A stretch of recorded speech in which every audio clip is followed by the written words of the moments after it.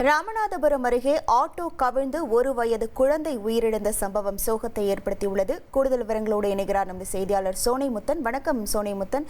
அந்த ஆட்டோவில் எத்தனை பேர் பயணம் மேற்கொண்டனர்? இந்த விபத்து தொடர்பான முழு விவரங்கள். வணக்கம். அதாவது ராமேஸ்வரத்திலிருந்து சிகிச்சைக்காக ஆட்டோவில் வந்த நபர்களின் ஆட்டோ திடீரென சாலை விபத்தில் சிக்கினதுல அதுல 1 வயது குழந்தை ஒன்று உயிரிழந்த சம்பவம் பெரும் சோகத்தை ஏற்படுத்தி இருக்கிறது. மேலும் 4 பேர் படுகாயங்களோட ராமநாதபுரம் அரசு மருத்துவக் கல்லூரி மருத்துவமனை அனுமதிக்கப்பட்டுள்ளனர்.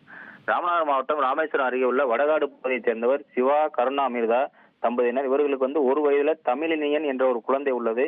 இந்த நிலையில குழந்தையின் தந்தையான சிவாவிற்கு கடந்த சில தினங்களுக்கு முன்பு விபத்து ஏற்பட்டு காலில் அடிபட்டதாகவும் அவரை மருத்துவமனையில் காண்பிப்பதற்காக ராமேஸ்வரம் சம்பை பகுதியைச் சேர்ந்த ஆட்டோ ஒன்றை வாடகைக்கு எடுத்து ராமநாதபுரம் மருத்துவமனைக்கு வந்துள்ளனர்.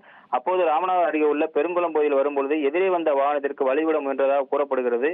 இதுல ஆட்டோ ஓட்டுநரின் கட்டுப்பாட்டை இழந்து நிலை தடுமாறி எதிரே வந்த வாகனத்தில் மோதிய விபத்துல இடிபடுகளுக்குள் சிக்கி அந்த ஆட்டோவில் பயணித்த தமிழினி என்ற 1 வயது குழந்தை பரிதாபமாக உயிரிழந்தது. மேலும் ஆட்டோவில் வந்த ஆட்டோ ஓட்டுநர் சிவா உட்பட ஒரு தாய் மூதாட்டி ஒருவர் படுகாயங்களுடன் ராமநாதபுரம் அரசு மருத்துவக் கல்லூரி மருத்துவமனையில் அனுமதிக்கப்பட்டு சிகிச்சை பெற்று வருகின்றனர். ராமநாதபுரத்தில் சிகிச்சைக்காக மீனவர் ஒருவர் தன்னுடைய குடும்பத்தோடு ஆட்டோவில் விபத்தில் சிக்கி 1 வயது குழந்தை இறந்த சம்பவம் சோகத்தை ஏற்படுத்தியிருந்தது.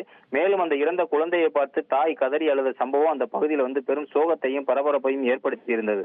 உங்கள் விவரங்களுக்கு நன்றி சோனைமுத்தன். உங்கள் தந்திவன் தொலைக்காட்சியில் யார் சனிக்கிழமை தோறும் இரவு 8 மணிக்கு காணத் தவறாதீர்கள்.